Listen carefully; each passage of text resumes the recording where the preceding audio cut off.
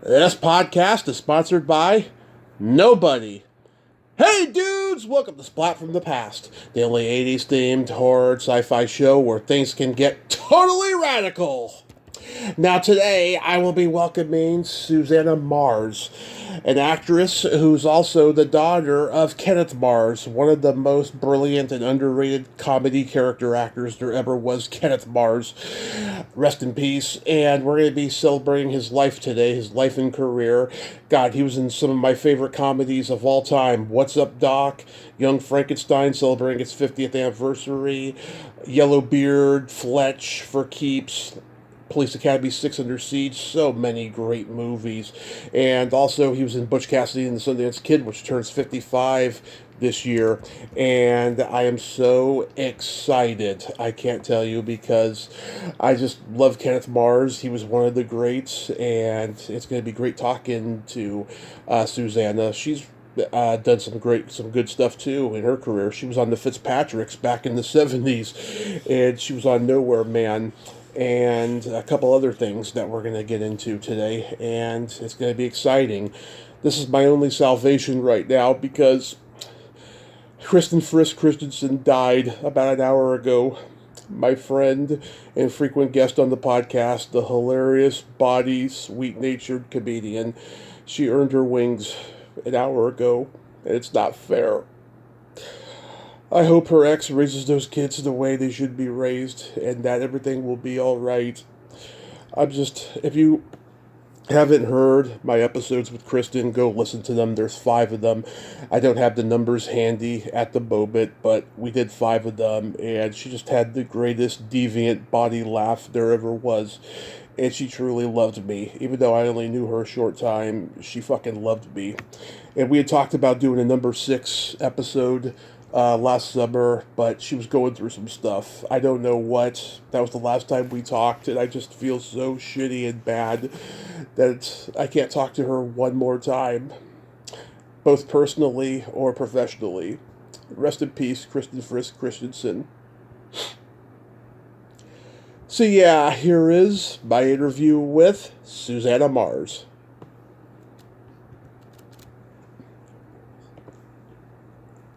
Hey, Tommy.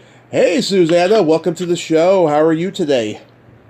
I'm doing pretty good. I'm not hearing you too well. Let me try to get you a little hotter there. Got it. Fantastic. This is such a great honor. Thank you so much for taking the time today. Oh, gracious. No trouble at all. I'm delighted you thought about me. Thank you. Absolutely. So, for people who do not know, your father, Kenneth Mars, was a comedic character actor. His father, Sonny Mars, had been on early TV and radio. So, did he instill a love of acting in your dad? Golly, Sonny was not my dad's biological father. He was his adopted dad. I think as you said, Sonny was a comedian first, and it's interesting. I've learned really later about how much Sonny really had to do with early comedy and radio and so on. I don't know. I wouldn't say that necessarily, but I know from my own experience that living with someone who does something, it impacts you whether they try to or not. Mm-hmm. So was he always a ham? My dad? Yeah. Oh my golly. I mean, he was just a wealth of stories and characters, and loved the world, loved learning things. He was a beautiful visual artist, painter, was always curious about everything under the sun. Yeah. So he studied acting at Northwestern University. I cannot tell you the amount of people I've talked to who studied there in multiple generations of acting. Do you know who any of his classmates were? I know I believe Jerry Orbach was either one of his classmates or a little bit ahead of him. And then Paula Prentice and is it Dick Prentice as well? I can't remember if his last name was Prentice. Richard, yeah. Well, there was Richard Benjamin and Paula Prentice. Benjamin, yeah, and Paula was his wife, yeah. I remember him talking a lot about Richard and Paula. and I believe they all went to Northwestern as well. And I think those are the three that come off the top of my head. And I know there were others. Yeah. Yeah, did he do any like stand-up comedy or improv comedy? Not that I recall. I mean, he replaced Harvey Korman for a couple of episodes of the Carol Burnett show, but that's not really improv or stand up. Fernwood Tonight, I almost feel like leans into that, but not really in the genre proper. Yeah, because he was so naturally funny, and majority of his roles were comedy. Like I can't imagine that he didn't have any kind of comedy training. No, God. Well, I mean, I think from my experience of him was that he was very much ensconced in theater and comedic theater and always played comedic roles. Mm-hmm. I'd say that was kind of his bedrock. Yeah, because in 1974 he does the Henry Kissinger impersonation album. Yep. How did that come about? That's interesting. I'm not sure how it came about, but I remember it well because I was at the recording. I'm pretty sure there was a live audience, and it was Earl Dowd, I think, that produced that. I can't recall how that came down. Yeah, because this was like at the time David Fry was doing Nixon on albums, and Mm-hmm. Von Meter had done JFK in the early '60s, which made him one of the first canceled comedians in Mm. history. Wow. Yeah, I mean, I'm sure he could already do Kissinger, and someone thought you should make an album out of it. Yeah, well, it's interesting. My dad was always working on dialects and, recording stuff and copying stuff. He did a movie where I think he played LBJ called Prince Jack. He was very interested in making, working on dialects and diving into character in that way, which was really cool. Hmm. Yeah, if you change the channel, we know where you are. That was that was a great line. He did him perfectly. Um, he even Oh, he even sings Bachman Turner Overdrive's "Taking Care of Business" on that album. oh, so funny. I just love that. They should play that version more than Bachman Turner Overdrive. Yeah, I think you're right. So his first big break was the national touring company of The Sound of Music. Gosh, yeah, I think yes. I mean, that's where he met my mom, and yeah, I would say yes. And that was featuring Florence Henderson. Was your mom acting too? My mom was a singer. Yeah, Barbara. Her name at that time was Barbara Newborn. I think she graduated from Juilliard, and they met on that national tour and got married in Detroit. Wow. And Mm-hmm. was he ever in talks to be in the movie? No, I'm sure not. I think I would have heard about that. Yeah, because I talk to people who are in Broadway shows of shows that became movies and stuff, and I always ask if they were in talks of doing the movie and stuff. And some of them are super bitter they weren't in the movie, and some of them are glad they Mm, were replaced because they were too old when the movie was being made. right, right, right. Interesting. Yeah, but that was what led him to working in film and television. Well, gosh, good question. I mean, he was doing that. I know he was on Broadway in a couple plays, Best Laid Plans, and I think it was called April Fools, maybe. And I think it was when he was in New York, there was a casting agent named Betty Olson Hmm. who saw him in a play in New York and suggested when Mel was looking for someone for the producers to have him come in. Nice, nice. Yeah, so it's the first time he works with Mel Brooks was on the producers, and he got the role after Dustin Hoffman turned it down, right? Yes, that's right. God, I just can't fathom that. I can't imagine Hoffman playing that role. Hmm. I know, it's really funny and interesting. Kind of a wonderful burst of good luck for my dad. Because the way your dad plays it, it's like, he's a character on Hogan's Heroes. He's got that helmet on and that accent, and just the way that Wilder and Mostel look at each other. It's just like, I can't believe they didn't start laughing, even just, in the best take of that. I mean, it's just hysterically funny. That was a thing, actually. I got to interview Mel because I had a podcast for about 5 years called Adventures in Artslandia. I listened to it, yeah. When I interviewed Mel, he talked about having to have the whole crew put like a towel in their mouth because my dad kept trying to crack everybody up and nobody could keep it together. And so that they were constantly struggling to get a good take because of laughing. Yeah, because he's doing the Star Spangled Banner. It's laugh out loud hilarious. Then he played the Marshal in Butch Cassidy and the Sundance Kid, and this is one of his rare dramatic roles, along with Arthur Penn's Night Moves later. Did he like doing drama more than comedy? Because it seemed like he was comfortable doing comedy the most.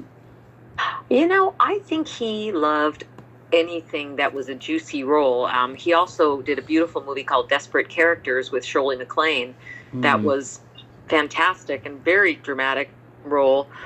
And I think he really loved a good challenge. He just loved acting. He was very fascinated and curious and loved the work.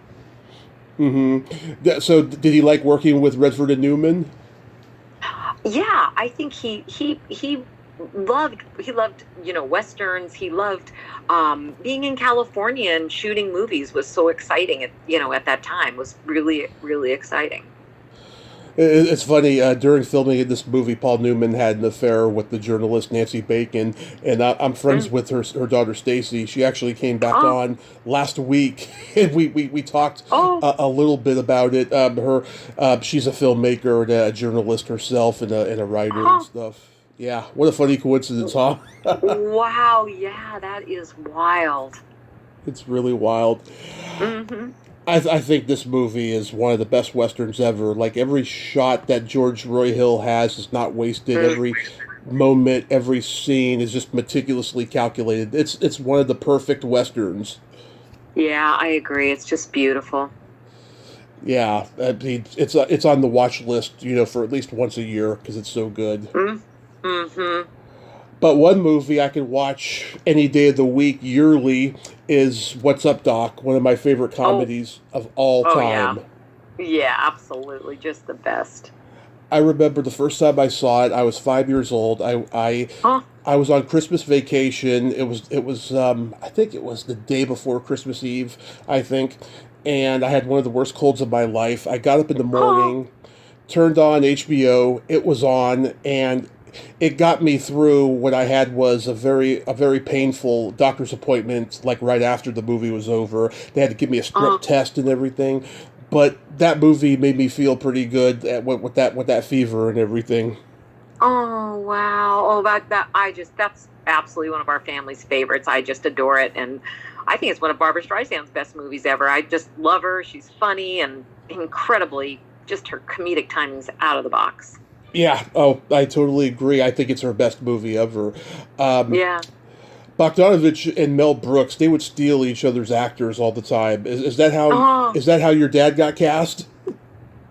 Good question. I don't know. That could very well be the case. Because, let's see, because your dad had been in the producers, and this was Madeline Kahn's first movie, but then Mel would steal her for Blazing Saddles and Young Frankenstein later. Right. Yeah. I love that character, Hugh Simon. He's like the Daffy Duck of the movie. He's this... I know. So good. Again, his dialects are just out of the box. And I believe that was based on a famous reviewer of the day, John Simon, who was...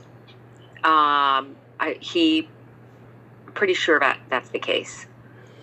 He's this arrogant grifter professor who's so confident he's going to win the grant. He shows up at the cocktail party in that same generic brown suit that he wears throughout the movie and no tuxedo. Right. Right. He's so full of himself and confident he's going to win.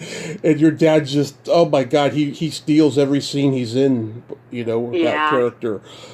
I got to talk to Austin Pendleton a little bit. I listened to And we're that the other talking. night. Yeah. Yeah, and it was fun to hear him because I asked him, "What about that dance?" He's like, "Your dad just started dancing around, and we just invented that on the spot." I mean, just he was so inventive, and I just love that about that performance. It's fantastic. Yeah, and a few years ago, I talked to John Biner, and we talked about Oh yeah, the I scene where remember him well. they're under the table testing vocal reverberation under spinal pressure. Yeah, yeah, so great. Yeah, and that was just so hilarious when you see that shot of them as the waiters are watching. You see them all under the table. It's just so fab. And Madeline Kahn's heel marks as she's being dragged out. You know what? I had, and all the times I've seen the movie, I never noticed that. I'm going to look for that next time I watch it. Oh, you'll laugh your head off. Oh my God, Madeline Kahn. Our whole family. Howard Bannister. Just the best. just oh my god, there's so many great lines that I've heard Bogdanovich say that they became catchphrases on set. Don't you know Don't you know the meaning of propriety? Yes, my Howard. He has your rocks. Mr. Privilege, it's a Larrabee. So great. Yeah. Oh, yeah. Because when you watch a movie enough, you start seeing things that you never saw before. So that will definitely be the next one I see with her heel marks dragon. Yeah. But I love after Hugh Simon has been exposed for being a fraud, he's walking away with talking in Italian and there's no subtitles, and he's laughing maniacally. Yes. That was just Dad in his element. Yeah, and he even does the Daffy Duck. This is despicable. Yeah, so funny. I don't think I ever recognized that. Next time I watch, I'm gonna have to look for that. It's just so delightful. Yeah. Did you like see it in the theater? Oh gosh, yeah. Saw it in the theater. I was on set a little bit there. I remember. I loved going on set with my dad, and so I think I spent maybe a day or two on set. They went on location in San Francisco, of course. He got to be in the bay, the big car chase ending in the bay, and just exciting, wild stuff, man. That was, I think, at one point in time, that was the longest car chase in movie history for a while. Yeah, I'm born and raised in San Francisco, so that's another reason I love the movie. It's got it's got such local color to it, and like my whole life, like going up to San Francisco and saying, "Oh, that's where that was shot," and "What's up, Doc," and all of this stuff. Right. Oh, that's so great. Yeah, my uncle, he lived on this one street over by Market Street. I can't remember where, but like I remember in the movie just seeing like they when they're on the delivery bicycle just rolling down that hill. Like I could see his apartments, and I think he may have even lived there back then. I don't know. Oh, that's so wild. Yeah, that was just an amazing. What a film! It's incredible. It is. It's a timeless classic. Mm-hmm. Now, you were on set for Young Frankenstein, right? Yes, I was. That was what an opportunity. Yeah, what do you remember?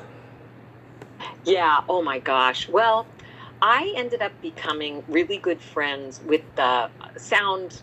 I can't remember the title at that time he was the sound, not the sound designer. He was nominated for Academy Award, so he must have been, director of sound. Yeah. And his first name was Gino, and I would just hang out with him all day long, and he would send me on little errands, like to do little. He'd say, "Go over to the boom and grab all the magazines that are in the boom box," because the guy who stands on the box that has the boom. He would have reading material in a little box, and he'd like take it away and hide it. Or one time he asked me to actually light it on fire. And so I would do all sorts of, I was do his bidding, basically, Gino's bidding. That was the fun I had. Yeah, oh my God. Just him with that monocle over the eye patch is just so brilliant. Yeah. Oh, yeah. Yeah. Just an incredible, yeah. And Dad, I think, and Mel had such a fantastic, they both had ridiculousness rooted in truth, because that's why the comedy works so beautifully. But I think they just worked well together in that way, supporting each other's wildness, craziness. Yeah, and he had that what was it? It was like a wooden or a metal arm. Wooden. Yep. Yeah, so it was just like an actual like wooden arm that could bend and everything that he had in there. It was interesting because I remember his arm had to be kind of behind him. It was pretty painful. I remember him telling me, and to do a long day of shooting with your arm all stuck around like that was rough. But yeah, and in fact, I think at one point when he lights his finger on fire, I think his hand was really in the glove at that point for some reason, and they had protected his finger so when he lit it wouldn't burn, but then it kind of went through. I mean, a lot of these gags, they don't know exactly how to do it. They're just inventing it as they go along, even though they took precautions and no one was in any way, shape, or form wanting to get anyone hurt. But Dad was always on the edge, I think, of he wanted the gag to work no matter what. Yeah, and I've talked to Randy Dobbs, who played the townsman with the blonde hair and mustache. Oh, wow, fun. Yeah, him and Wilder became friends for a while, and then sadly they had a falling out. Uh, they, Oh, they did two other movies together, and on the third one they had a bad falling out. But he told me he has fond memories of Gene when the friendship was strong, and he agrees that your dad was a comedy genius. oh, yeah. He just such a wonderful, amazing person. I always remember his exit line at the end. Let's go celebrate at my house with a sponge cake. Yeah, I just loved again, he just became a character fully and just was able to create these brilliant moments. And now we just lost Norman Lear recently, and your dad was on Yeah. Fernwood Tonight. Yep. Yeah, Bud Price. Did he enjoy playing that Yep. character? William W.D. Bud Price. Yeah. So he Yeah, enjoyed. that was fun. Yeah. Were you ever on the set of that show? I was never on set, but I took all the photographs of his flying colander, and I took a lot of Polaroids for him. In the show, he would always bring Polaroids, and just did some fun making props with him, which I always really enjoyed. Yeah, and of course Martin Mull and Fred Willard were geniuses. Was he friends? Oh my gosh. Was he And friends? they would crack each other up constantly. It Oh was yeah, just so fun to watch those. he was friends with those guys. Yeah, oh my golly. Fred was a dear friend, and yeah, we lost him recently too. Yeah, oh, nobody could play stupid better than Fred Willard. Oh, and he's just such a great guy and wonderful actor, just sweet as can be. And his wife was salt of the earth, great humans. I know. I found out that he originally wanted to be a professional baseball player. Oh, I didn't know that. That's interesting. Yeah, that was like an early career goal. Wow, wild. And then he had a brief run in the Borscht Belt comedy circuit, and then he began doing improv right when he discovered it. Wow, that's wild. Oh my gosh. Yeah, that's a pretty interesting career trajectory there. Oh, yeah, just amazing. Now, your dad was on the TV show that Shaw Na Na had, and then Oh, yeah. he did a movie with the Osmonds, Going Coconuts. Now Yeah. I'm guessing you and your sister had influences over those decisions because you were teenagers at the time. No, I don't think we did, but it was funny. I remember my sister and I both being on that set, and we went to Hawaii with the Osmonds, and I remember I had a massive crush on Donny Osmond, and it was right the year when he met his future wife, and I remember the vans loading up to go to locations and just thinking, oh, there's Debbie. Gosh dang it. I mean, I was like a ninth grader. So, I mean, there was not a big hope of my marrying Donny Osmond when I was in middle school, but I thought there was some potential there. And so that was really hilarious. And Sha-Na-Na, same thing. Was that around the same time? Gosh, I don't recall. You probably have all the dates right there. Yeah, it was just before in 77. Oh, in 77, yeah. Oh, my golly. Crazy.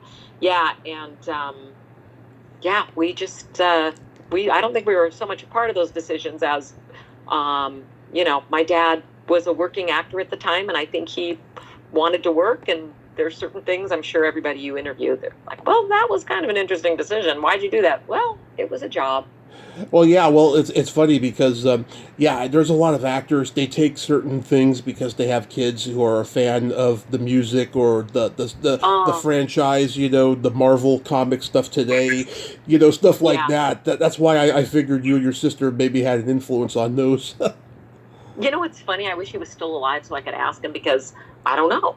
I don't think so, but I was a pretty big fan of Donny Osmond. In fact, I think, 77, I was in an after-school special with Christy McNichol, and she was a massive Donny Osmond fan, and the two of us would totally fangirl, go crazy over him.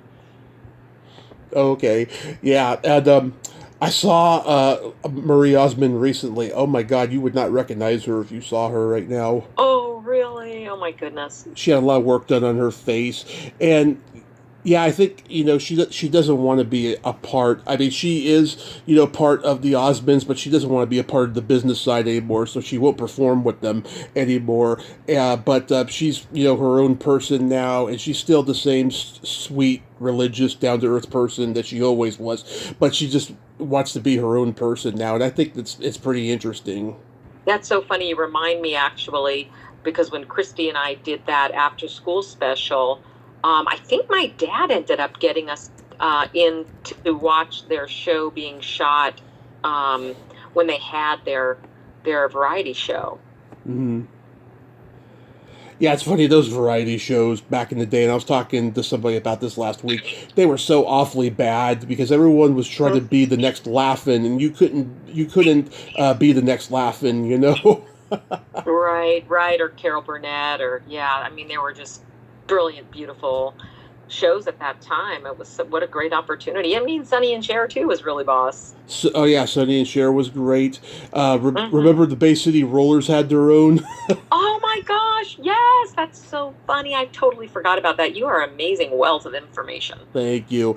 Yeah, Sid and Marty Krofft, they did the Bay City Rollers show and the Brady Bunch variety show. Yeah. Oh, wild. Your dad played the coach in Full Moon High. Did he ever talk about working with Larry Cohen? Interestingly, I was on set on that as well. They shot that on location at a school in San Fernando Valley, and I just thought that show was fabulous. And that was Adam Arkin, right? Yes. Alan Arkin's son. Yeah. Oh, he didn't talk a lot about working. Well, I was there with Larry Cohen, right? Larry Cohen, yeah. Yeah, I don't remember. I think he had a pretty fun time on that gig, and it was funny because I was listening to a podcast where you were being interviewed, and you've got like really deep roots into horror now. So I was curious. I was thinking about Full Moon High. So that's obviously like a horror satire, right? Is that how you characterize that? Yeah, it's a horror comedy. It was like just before Teen Wolf and all those kind of rip-offs of I Was a Teenage Werewolf kind of a movies. Yeah. Right. Very fun. Yeah, because there was a bunch of them. Even Jim Carrey did a teenage vampire movie called Once Bitten in 1985. Oh, I remember that. Yeah. How'd you become such an incredible movie, encyclopedia? Yeah, I'm a latchkey kid from way back when. Yeah, I think a lot of people, I think you're younger than me, but I think back in the day, there were a lot of kids who went home and parents were working and you're like, I'm watching television. Like you mentioned Sid and Marty Krofft and all the Saturday morning. I remember waiting every fall for the season lineup for the Saturday morning TV, and it was interesting time. Oh yeah, and I think your generation kind of started it, but then once my generation came and Reagan was Mm-hmm. president, there was a lot more Uh-huh. latchkey kids. I'll tell you. Yeah, yeah, interesting, huh? Yeah, because more parents had to work, sometimes two or three jobs, more so later once the recession hit in '08. But Mm-hmm. yeah, Mm-hmm. it just kept getting worse and worse from there, sadly. Yeah. The infamous Yellowbeard, I've talked to several people from it. Yeah. Oh, Yeah. heartbreaking. Yeah, it's still a funny movie, though. Yeah, yeah, it was. I mean, my dad was a massive Monty Python fan, and Mhm. to be involved in that film with, of course, the mega tragedy of Marty Feldman passing away during the Yeah. shoot, um, was that the film ultimately, didn't work very well. And what's so fascinating, and especially having a parent who had this interesting career, you know, his excitement for working, as he always called them, the Pythons, Yeah.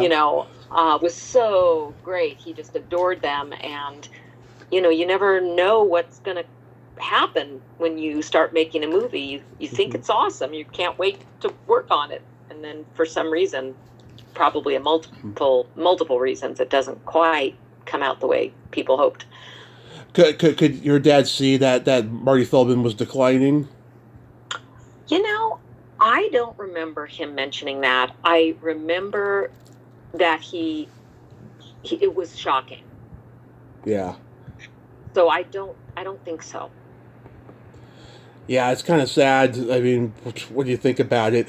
And someone told me this recently because I saw a picture.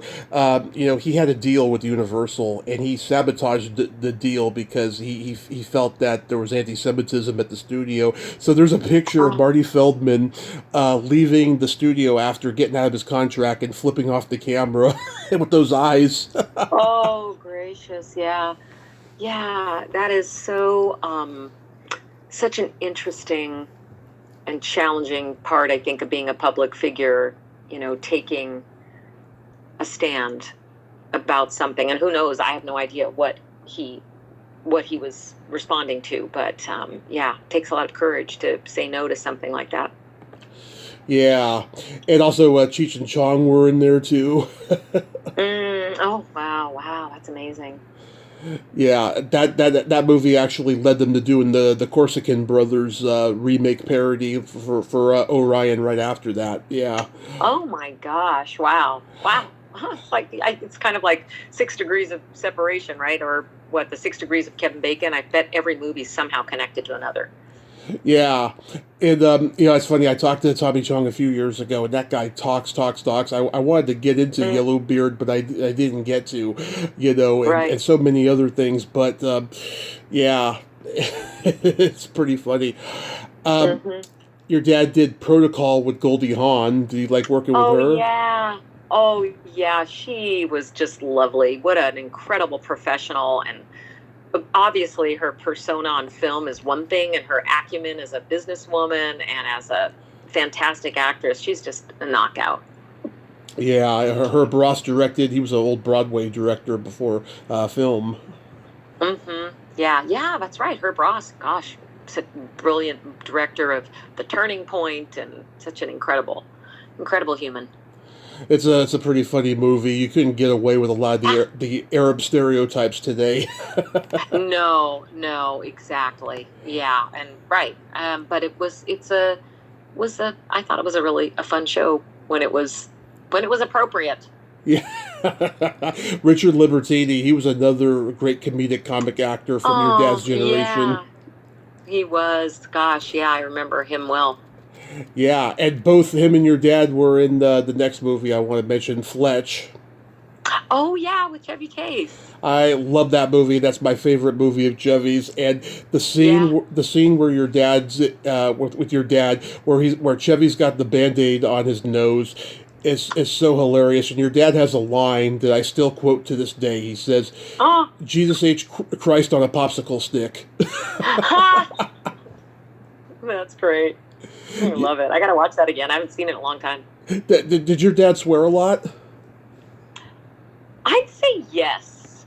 He was a very passionate person. He was very big, bombastic. When he had an opinion, he'd go to town. He's very, very passionate. Did he get along with Chevy? Yeah, he did actually, because I remember they exchanged Christmas cards forever and ever and ever and ever. I always remember every year, like, oh, there's Chevy, there's the family. Oh, that is so good to hear. Yeah, because Chevy, Yeah. he has appreciation for talented people. Yes. And I mean, with all the flaws and all the things you hear about Chevy, I mean, that's one thing I do know about him is that he gives credit where credit's due. Yeah. I don't think they ever had any spat of any sort. I think he loved working with them, and he loved working with great people, and Chevy was sure one of those. Wow, that just makes me feel so warm inside that they did the Christmas card thing. Yeah, sweet. And the look on your dad's face when Fletch says that the name Poon is Comanche Indian is so priceless. Now I really got to watch that again. I haven't seen it in ages. Yes, Jesus H. Christ on a popsicle stick. Greatest line ever. Jesus H. Christ on a popsicle stick. I love it. Oh my God, you sounded just like your dad when you said it. I did? Yes. Dang, that's impressive. I hear his cadence in your voice, Oh my gosh, what a great compliment. Yeah, absolutely. Mm.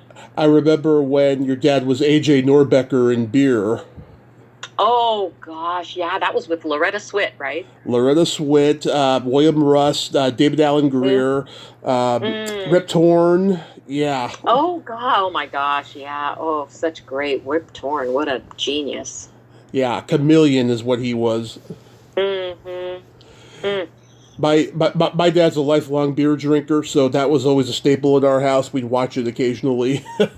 Wow! Oh my gosh! That's just what a kick. I still have it. I collect old VHSs that were like on the video store shelf, and I have Beer on VHS.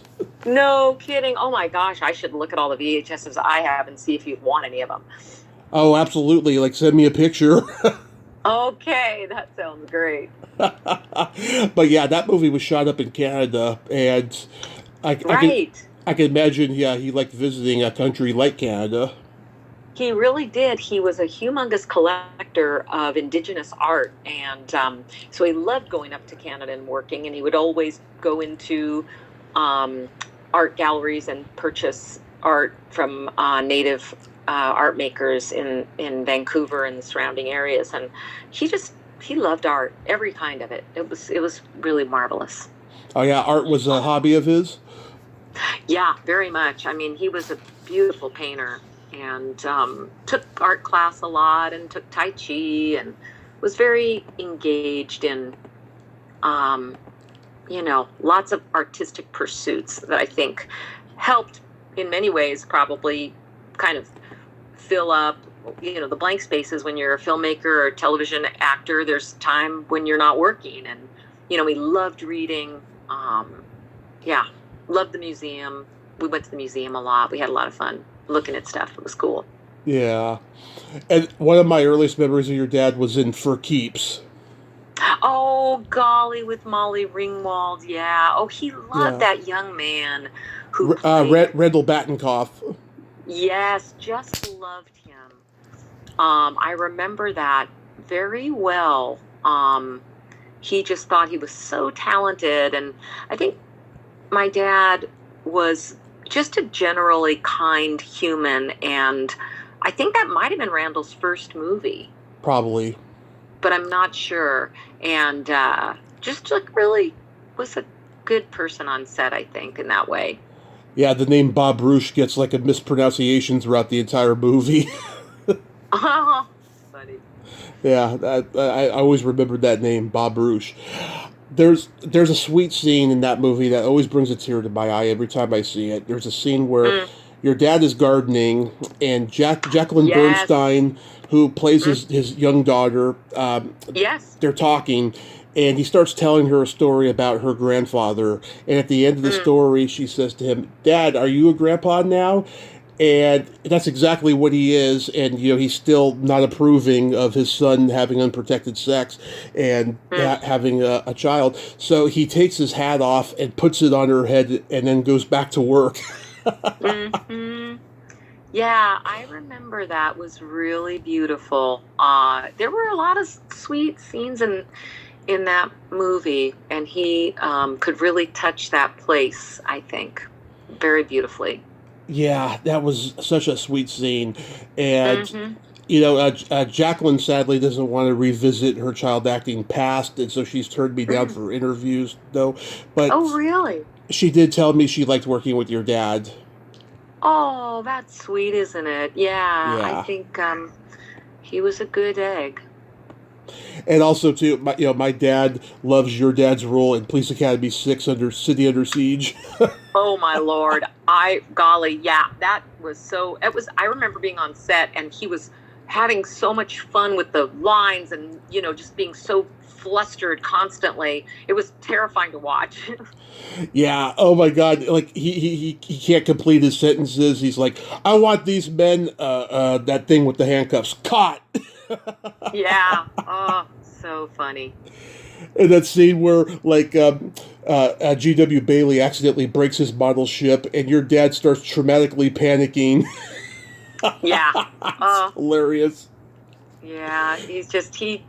I just, I was always in awe of his incredible ability to come up with ideas and, under that pressure cooker of being on set and so much information coming in and relationships and where you are and all this, and his ability to just create genius and funny, wonderful stuff on the fly like that. Just incredible.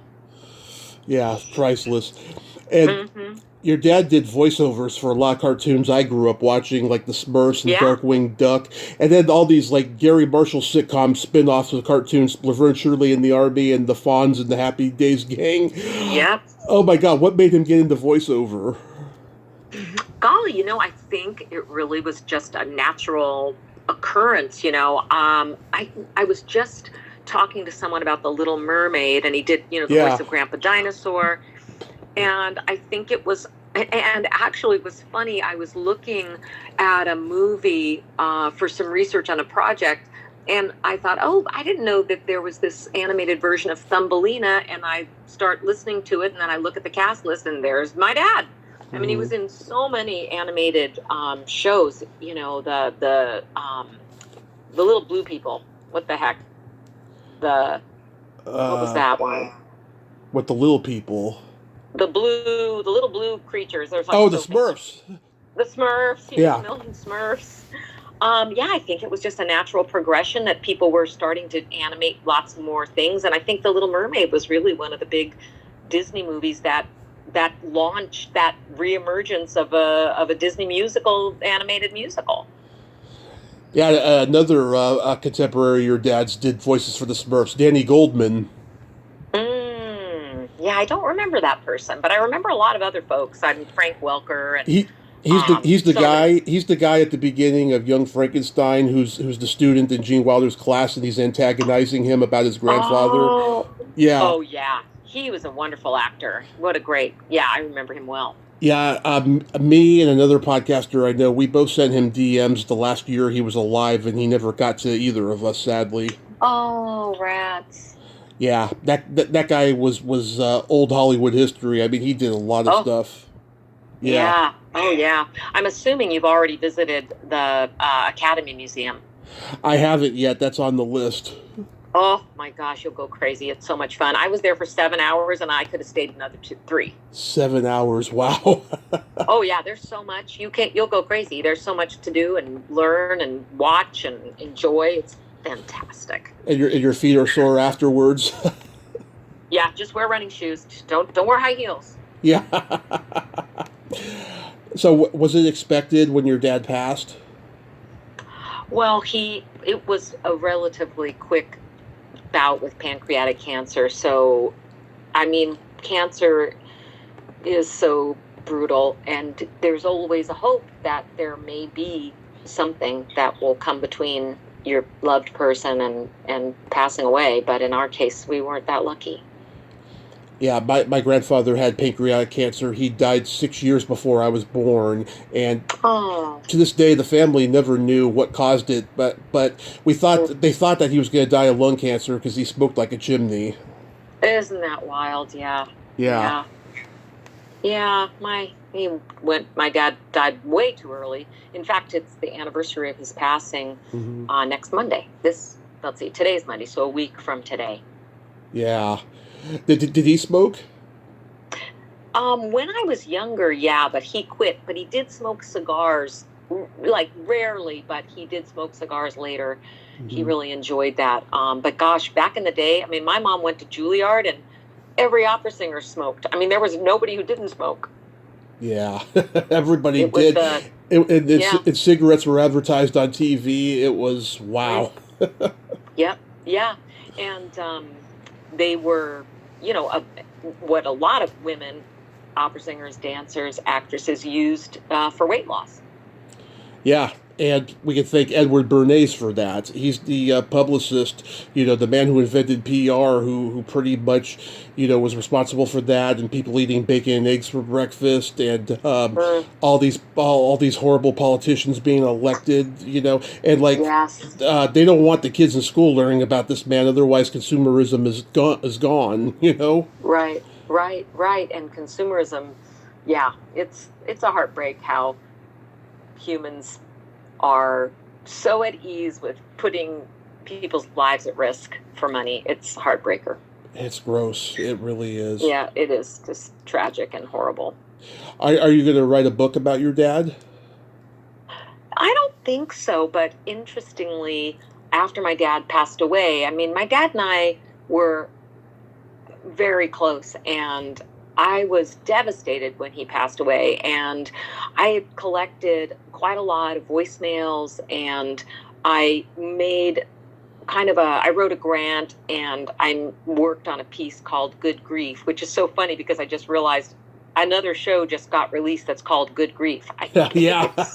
It's yeah, and I thought, oh my gosh, that's so weird.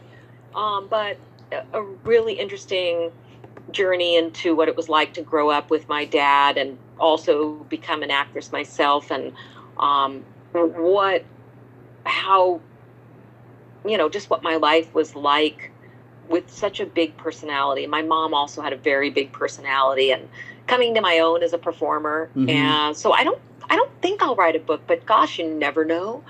You never know. Yeah, I mean, everyone's writing a book now, and it's hot, and I think there needs Mm-hmm. to be more books written about Hollywood legends. Oh, yeah, that's interesting. I mean, what are your favorites? I'm curious because you are obviously a huge expert. I love Natalie Wood. I mean, there's been so many books written about her. I love. Mm-hmm. There's a book I can't remember the name of it offhand. It's written about Gregory Peck that came out in the Mm-hmm. early 2000s. I like, Mm-hmm. and one about Robert Mitchum too. And Mm. there's just so many. Yeah. Yeah, I just read the one by Shirley Jones, and that was fun. I My want to read dad that. knew Jack Cassidy, and I can't remember why. Oh, I of course know why. So my dad's first TV show was called He and She, and that was what brought us Oh from New yeah. York to California. And Jack was in that. Oh yeah. That's the Benjamin Prentice show that Leonard Stern Mm-hmm. created. Yeah. I Yeah, and that show was touted as one of the first. Dad was always on the cutting edge. It was one of the first sitcoms, yeah. ever. Yeah, the Leonard's daughter Kate has been on the show. She told me about that show. I can't Mm-hmm. remember anything about it right offhand, but like Oh, it was super cute. It was about yeah, Richard Benjamin and Paula Prentice were married, and she was a social worker, and he is a cartoonist. yeah. And Dad was a fireman who lived across or next door, and they lived in New York. And the way that Dad would get to their apartment was they'd put a plank down, and he'd walk across between the windows. I It was love it. really cute, and Dad was always just so he's very tall, very lanky, so it was quite fun to see his physical comedy. And oh gosh, Hmm. he just adored Paula and Dick, both of them. And they're both still alive too, which is fantastic. Yeah, and So Shirley Jones' book is wild. I'll tell you. Just fasten your seatbelt if you read that one. I believe it because people have told me that Shirley has quite a mouth on her, and Oh yeah. I saw she did she was in a horror movie parody back in the early 2000s called Shriek If You Know What I Did Last Summer, and Oh my gosh, that's hilarious. she plays a nurse, and she Mm, is very direct and hilarious. mm, She's like asking a female student, if if she fucks on her period or something like along those lines. And I could not yeah. believe what I heard. I was like 18, 19 years old. I'm like, oh my god, Mrs. Partridge said that. Yeah. Well, yes, and that's just like the book. So I mean, she's as frank as they come, and she's just it's really it's funny and interesting, and yeah, it's wild. And then I read I'm really excited to read Barbara Streisand's book. That'll be a lot of fun. And then there's a good book about Peter Bogdanovich too. There's so many good books out there. Oh yeah! In fact, Josh Mills, he had Peter's daughter on his podcast. Oh I think a yeah. year or two ago and stuff. Yeah, I should Mhm. reach out to her at some point. Yeah, that would be fabulous. Yeah. So I want to ask you a little bit about some of the television work you've done. I noticed that Mhm. you were on the Fitzpatricks. Yes, isn't that funny? That was I think I was Yeah. on one, maybe an early episode. It didn't last very long. But I worked with Michelle Tobin. Was Michelle Tobin in the Fitzpatricks? I feel as though she was. And we also worked together in Freaky Friday with Jodie Foster. Oh, you were in Freaky Friday? Yeah. Oh my God! Tell me about that. Yeah, that was pretty wild. Very, a Disney movie. So Yeah. lots of getting vetted as an actor to be in a movie like that. It was really fun. I just shot for maybe 2 or 3 days. I think I was in the field hockey scenes, Uh huh. and I just had a blast on that set. It was just really really fun. I'm looking up the Fitzpatricks to see if Michelle Tobin was on there. Yeah. There is one person on there that I've interviewed on that episode, Lisa Jane Persky. Do you remember her? Was she related to Bill Persky? No. Huh? Yeah. No, I don't remember her. She was on the Fitzpatricks. Yeah, on the episode that you guest starred in, yeah, she's a redhead girl. She's got kind of a little voice, one of those Huh. actresses. Yeah, Uh huh. yeah, she. Yeah, I think. Gosh, because in the Fitzpatricks, wasn't that with Helen Hunt? Yes, and you were right. Michelle Tobin was on there, and so was Sean Marshall from Pete's Dragon and Jimmy Yeah. McNichol. Jimmy, who was Christie's brother, yeah, it's so interesting because back in the day, when I started working as a pretty little kid, and it was a lot of the usual suspects, and they were all really good at what they did. Yeah. Wow, that's so cool though that you got to be in Freaky Friday Mm, as well. Didn't yeah. you, I heard you say on Josh's that you did the ABC After School special with Christy. Yes. And that was with Leif Erikson and Lance. Gosh, what was his last name? Oh, He did lots of after-school specials. Lance Lance Kerwin. Kerwin. Yeah. Yeah, and it was great. It's interesting how I ended up getting that job. I may have said this on Josh's show too, but Mhm. my dad and I went out to lunch at this place on Hollywood Boulevard. What was it called? It was called Butterfields.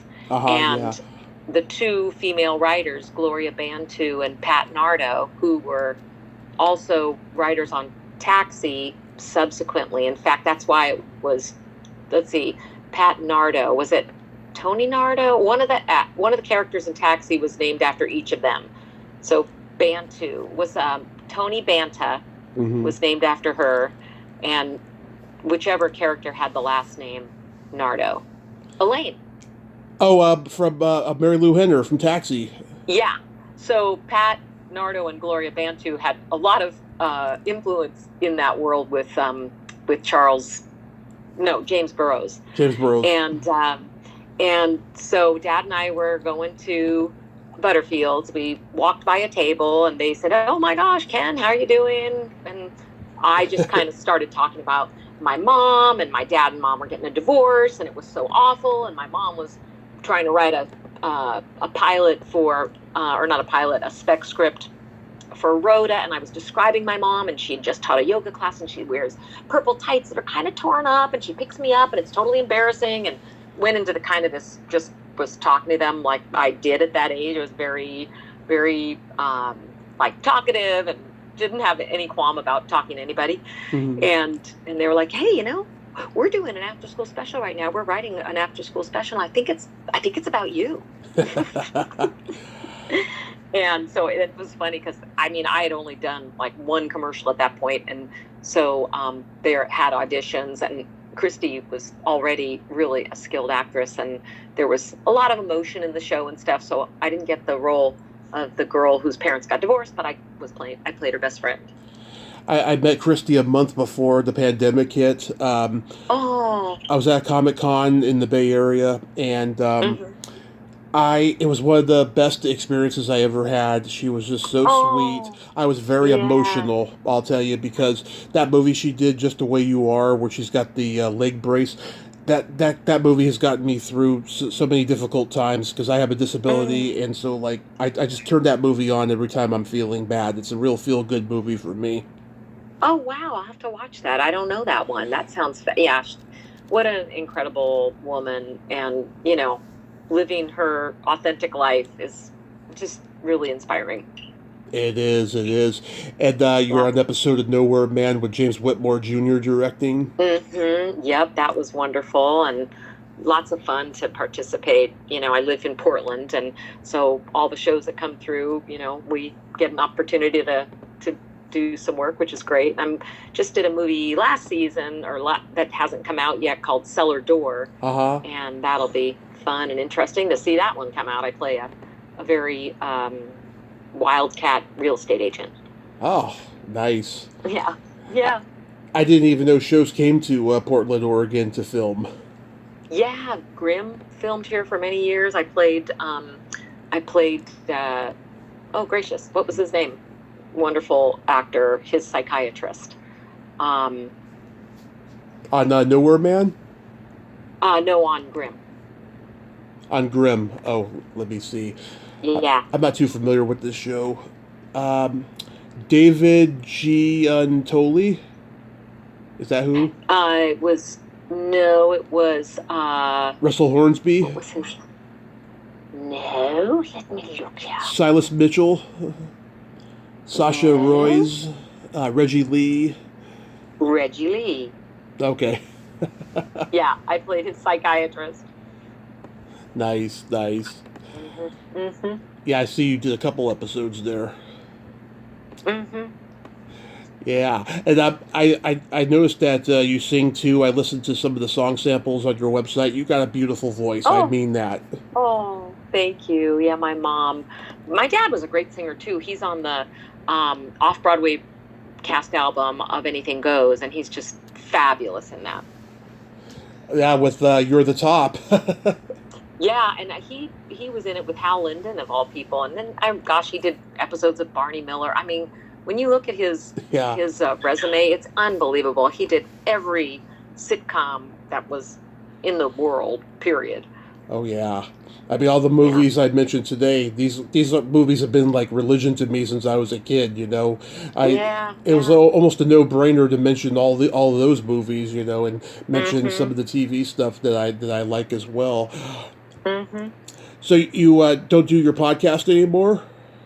No, it was before COVID. Artslandia is this awesome publication that's coming back into the world, but once there were no programs, it took a sabbatical, and then the podcast took a sabbatical with it. But it was really fun. I enjoyed it very much. I really like talking to artists and seeing what they're doing and what they're thinking about. It's really cool, like you, similar. Yeah, I like listening to that one with Austin Pendleton. He's one of my favorite character actors. He's a guy I hope I get to interview him before he croaks. Yeah, he's a really wonderful, generous person. I just couldn't, love him more dearly. I'll listen to that Bell episode. I actually didn't see that on there, but I'll check it out. Mm-hmm. It sounds like it sounds like it's pretty entertaining. Yeah, it is. He was so generous to do it.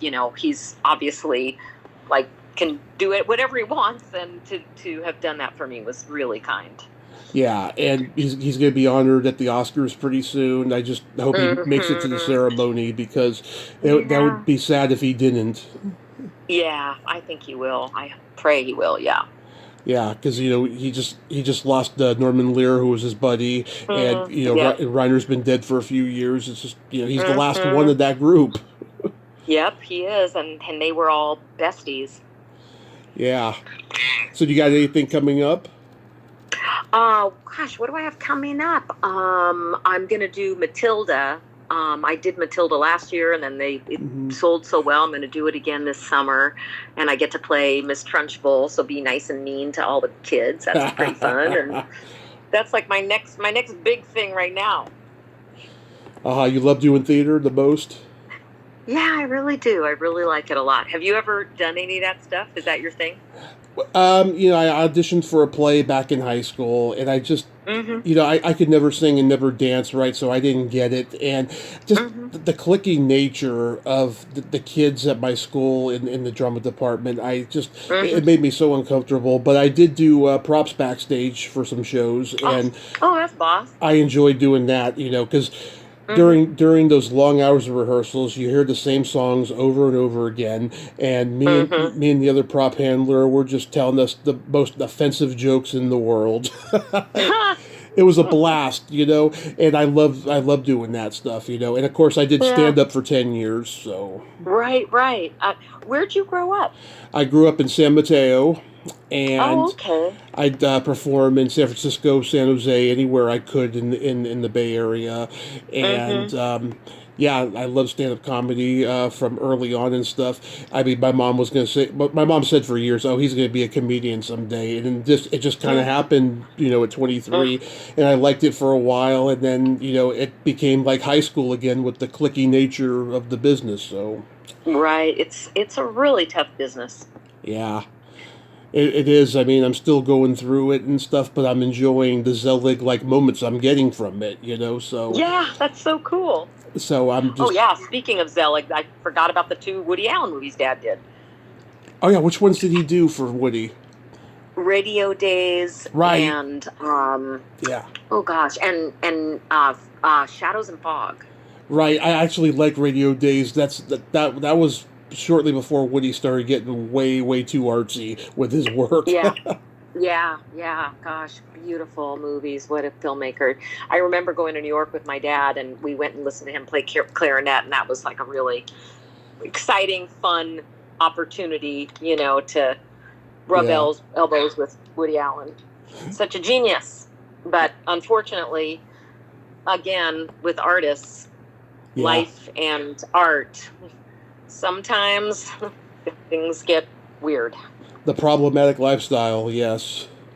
Yeah, yeah, very, very challenging So real. to kind of love someone through those kinds of revelations is really tough. It is, but I can still watch Sleeper or Any Hall and just get a kick out of those movies. You know, Yeah, so true. his lines are so hilarious, and just Oh, situations is just genius. yep, I so agree. So real quick, we got to play my secret silly game. Hmm. This is a series of silly slumber party questions. It's no win or lose. It's just pure fun. And Okay. how the game works is, Susanna, I ask you the question, you answer it, and then you ask me that exact same question, and I answer it. And feel free to comment on the answers because they might be funny. Okay, that sounds fun. Okay, Susanna, are you ticklish? Yes. Tommy, are you ticklish? Oh yes, but if you tickle me without warning, I might hit you in the groin. Is your belly button an innie or an outie? My belly button is an innie. Tommy, is your belly button an innie or an outie? Yes, it is an innie. What color are your toenails painted? My toenails right now are painted very bright red with gold sparkles because I had a concert on Saturday and I had to wear open toe shoes. Love Tommy, it. Are your toenails painted for a concert you had to do on Saturday? Nope, my toenails have not been painted in a month. Last time they were gold with glitter for New Year's. Oh my gosh, they're very similar. Yeah, the week before that, for a couple weeks for Christmas, I had red, green, and white, on each different toe colored. Nice. I like. What would you say is your best personality trait? Oh, my best personality trait, I would say, is um, compassion. I really like talking to people, and I'm curious. So maybe curious compassion. Tommy, what is your most super neat characteristic? Yeah, you do have that curious compassion thing, and I think that's why you were a good interviewer on your podcast. Oh, thanks. Of course, for me, I have empathy and no filter. Ha! Yeah, no filter. That is really great. I love that. If you could be named after anything, what would it be? If I could be named after anything, you know what just came to mind out of the blue was there's this book called Babar, and the Babar's gal pal was named Celeste, and I was like, yeah, Celeste, the elephants. that sounds nice. Yeah, yeah. I think I'd go for that. What would you like to be not named after? A vibrator. A vibrator. Excellent. You would just be called Vibrator, or like a specific brand? It would be called the Tommy Chatsy. Love it. Yes. And then my favorite question, is there a stinky smell that just makes you gag? Is there a stinky smell that makes me gag? Certain farts. Yes. Some farts don't smell so bad, but some are like vomity. And I don't know what makes a real bad fart. I'm not sure. I would like to do that research. Maybe we could dive into it together, but certain farts, I'm like, wow, that is over the top. I can't take it. But then others, I'm like, it's just a little something. Yes. How about you? It's also farts. Just depends on what you ate, I guess. And also, if feet are dirty, I can't stand that either. Yeah. Oh my God. My dad loved to fart. Loved it. Loved to fart. It's a guy thing. Farter. Oh yeah. And my mom was horribly ticklish, and they got divorced when I was pretty young. Mm-hmm. But my dad would just have to say, he'd like walk toward her, kind of curling his fingers and go, giddy, giddy, giddy, giddy, giddy, giddy, giddy, giddy. And my mom was like, Kenneth, stop it, Kenneth. It was torture, total torture. Yeah, I love it. I have a joke for you. Sure. What do you call a boy that doesn't masturbate? Golly, what do you call a boy that doesn't masturbate? Like, not alive or something? A liar. A liar. Oh my gosh. That's funny. Yeah, everyone tries to guess the punchline to that. And yep. Sometimes their guesses are actually funnier. Some of them say a girl, or yep. broken. Oh Lord. Susannah, thank you so much for coming on today. This has been a lot of fun. Oh, you're welcome.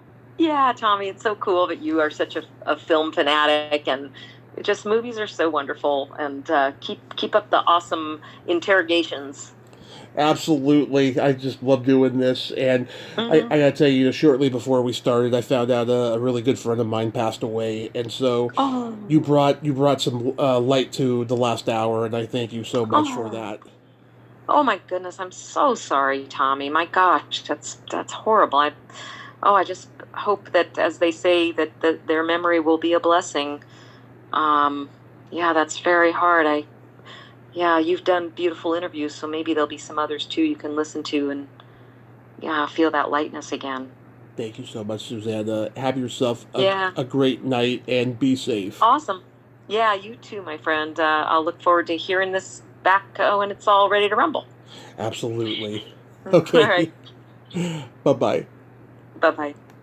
Well, there you have it. Susannah Mars. Ain't she a sweetheart? Oh, what a great lady. And she really did bring light to, my sadness of losing Kristen today.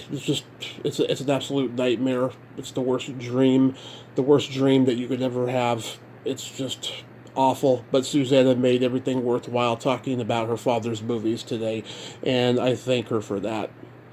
Well, until next time, this is Tommy Throwback Kovac saying there's no shame in living in the past because the present sucks. Later, dudes!